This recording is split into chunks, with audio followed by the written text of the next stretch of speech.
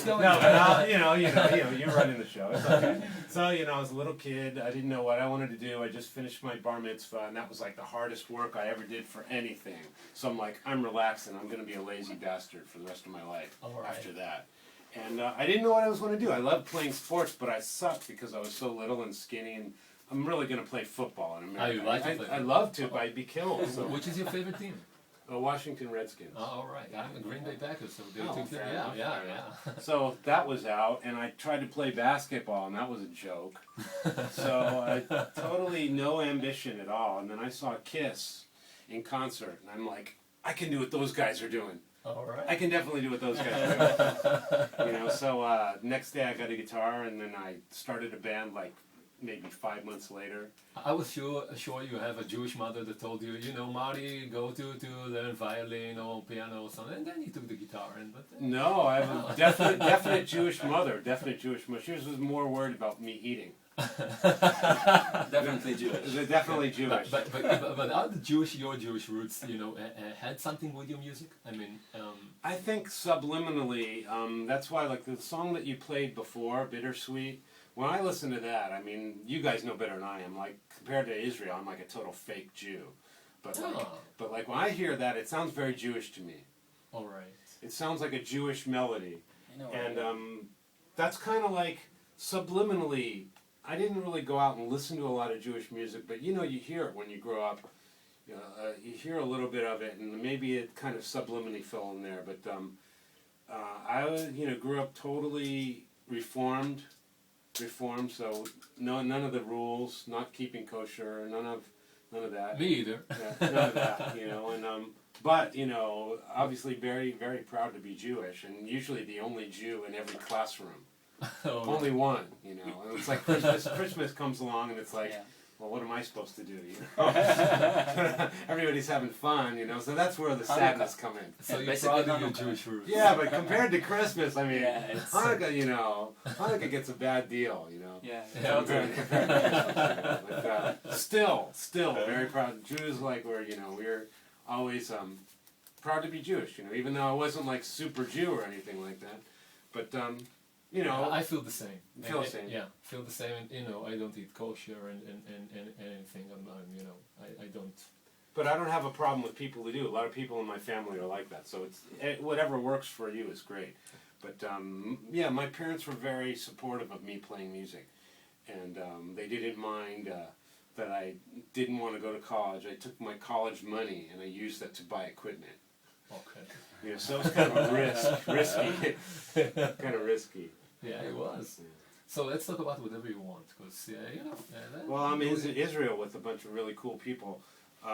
So let's talk about being here, and I want to know who's the biggest pop star, the most popular singer in Israel. Wow.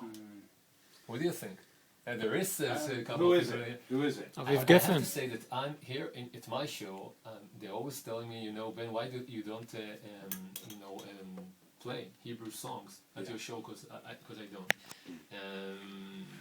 But I think the biggest, I think it's Alex Einstein.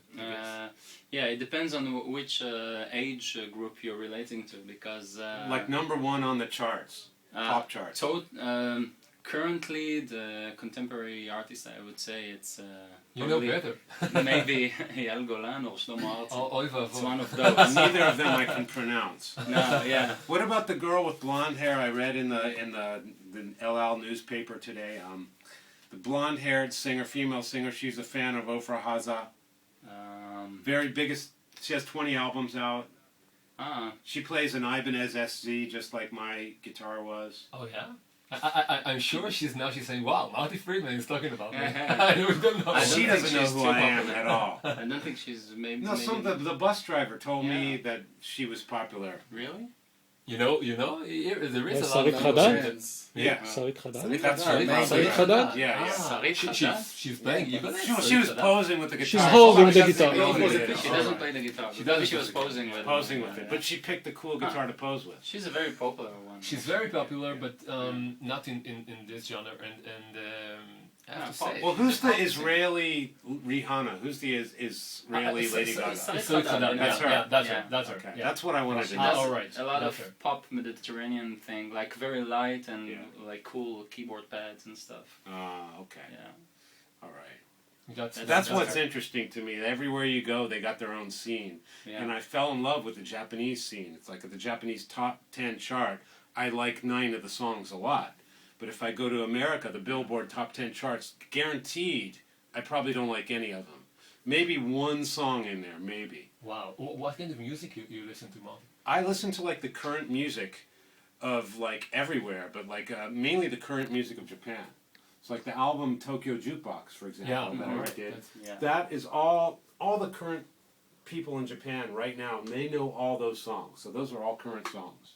All right. And so that's what I listen to. I listen to the current state of music in Japan, which is my favorite music. It's amazing. I just spoke about your album, and it reminded me Mike Patton, where he was doing Italian songs, and it was great show, and it's great that you can connect. It's amazing for me that you're so big in the rock scene, and it's amazing to me that you can go to places and connect it to the music and do the music, and it's amazing. You've done an album of Japanese music. It's great. Well, I don't think there is a lot of American as popular as you are that are going to do those such and such Well, it things. just has to be something that you're driven to do, that you really want to do. I mean, to be honest with you, that's something I really wanted to do, and it's actually the only album of mine that I might listen to just for fun. What? All the other albums, I love them, and I worked really hard on them, but Tokyo Jukebox, I listen to it just as if it was some album that I bought from somebody else, because I really like it for some reason. So is there any chance that you're gonna do something of Hebrew in your yeah? Tonight, I kind of have to. Don't Yeah, I? I know the Hatikva. All Everybody this talks. time. Yeah, everybody talks about it, of course. But you think that there is a chance that you're gonna do I don't know album of Jewish music? Or, I would love to. You know, Israeli music. You or know what? I something really that- need that to be. connect- I just received a nice gift. Boaz gave me a CD of like the history of Israeli pop music. Okay. So I know zero about that. So I'm looking forward to checking out all that stuff. What I would really love to do is like Hatikva is a very sad song, right? The melody. Mm-hmm. When I was teaching it to my band, they were like, "Wow, that's a dark national anthem," you know. So it's like a But doom like song. that song, I would love to do an album of songs in that kind of mode, that kind of feeling, that kind of. So there's probably Jewish classical music that's like that. Like when I've heard klezmer music, Yeah. there's like this really up-tempo stuff that I really don't like at all. Oh, okay. I don't. It's just my taste. It just No, I reminds me. don't Of, like it either. it reminds me of a reception on a bar mitzvah with everybody's grandparents running around, and like I love it, but I don't want to listen to it. But on the other hand, there's this when they do the ballads, it's so gorgeous, and the phrasing on the violins is so gorgeous. I would do an album of that in a heartbeat. Wow. Yeah. Wow. So it's a promise, Molly. Oh my God, I'm on the air. Yeah, you know what? I would definitely promise if I heard an album's worth of stuff, I could copy that. Wow. I'm actually. We would like to hear it.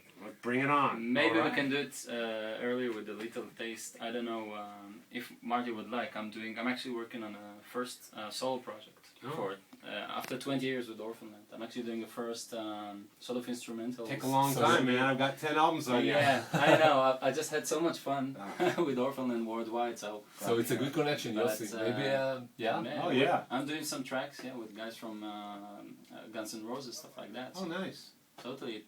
We might be able to do something there. Awesome. I will broadcast it here. Sure. So it's a good Fair enough. connection here. Yeah.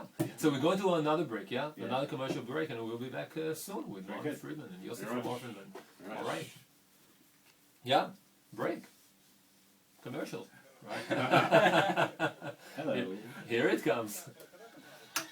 I'm not used to the cue in English.